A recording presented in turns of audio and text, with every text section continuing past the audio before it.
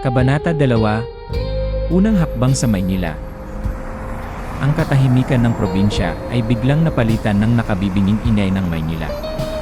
Bumaba si Elena sa terminal ng bus at sinalubong siya ng libu-libong mukha na hindi pamilyar ng mga sasakyang tila walang katapusan ang pagdaraan. Sa unang pagkakataon, naramdaman niya ang tunay na kahulugan ng pag-iisa. Hinintay niya ang kanyang tiya Mildred. Lumipas ang 1 oras, 2, 3, ngunit walang anino ng kanyang tiyahin ang dumating. Tinawagan niya ang numero nito ng paulit-ulit, ngunit tanging katahimikan ang kanyang natanggap. Ang pag-asa sa kanyang dibdib ay unti-unting nilalamon ng kaba at pag-aalala, habang ang liwanag ng araw ay nagiging dilim. Sa gitna ng kanyang pagkalito, isang lalaking nasa katanghalian ang edad ang lumapit sa kanya. Nagpakilala itong si Mang Berto. Tila nababasa sa mukha ni Elena ang kanyang sitwasyon, kaya't nag-alok ito ng tulong.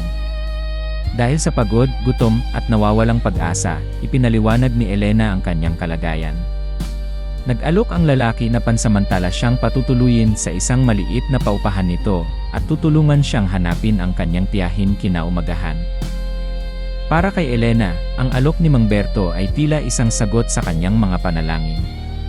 Isang sinag ng pag-asa sa gitna ng kadiliman. Kaya naman, nang walang pag-aalinlangan, sumama siya rito, bitbit ang kanyang maliit na bag at ang natitirang tiwala sa kanyang puso. Lumakad sila palayo sa liwanag ng terminal, patungo sa isang madilim at makitid na eskinita.